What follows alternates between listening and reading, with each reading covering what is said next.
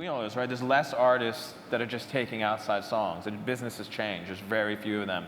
And there's very few artists that you can get an outside song where it will actually pay your rent because no one's selling albums anymore. I think the whole thing has changed. So, you know, I think if you're aiming for one of those A-list artists that will actually have a hit, I think you have to think out of the box and think what you think they should do, and hopefully they match that vision. But I think the whole, you know, I think we're all of us here have sort of been lucky and we've been doing this for a long time, so we're sort of, we have relationships in the business and we can have access to those kind of artists. But I think for this next generation, for you guys, I think the goal, you know, of course, if you can get a Katy Perry cut, great, you know.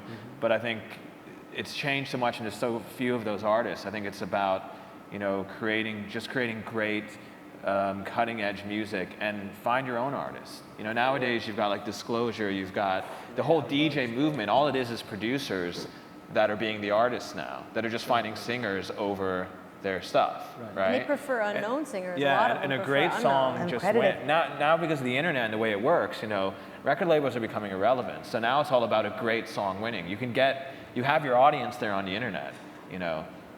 So I think like the whole chasing a cut thing, unless you're a part of, it feels like it's happening more and more. And just like with the Justin Timberlake album, there was a bubble around that project. With the Katy Perry album, there's a bubble around that project. You know, even things that I've worked on, like the One Direction when we did it, it was a bubble around the project. And the whole like song plugging thing is sort of fading, because unless you're in one of those bubbles already, you've got to find your own artists, and that will get, you know, because if you do something with a new artist that's just fresh and like cutting edge, you're gonna get Katy Perry or Miley Cyrus, you know, right? Miley probably, because all your artist stuff probably inspired, like, I want to work with her.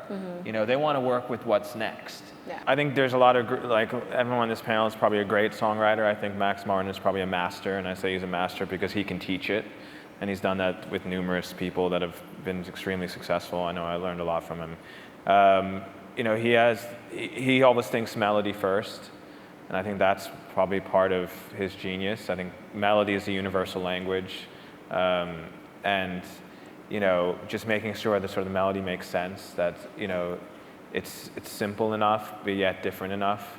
That I think simplicity is the key to not overcomplicate things. You should be able to get it from the first listen.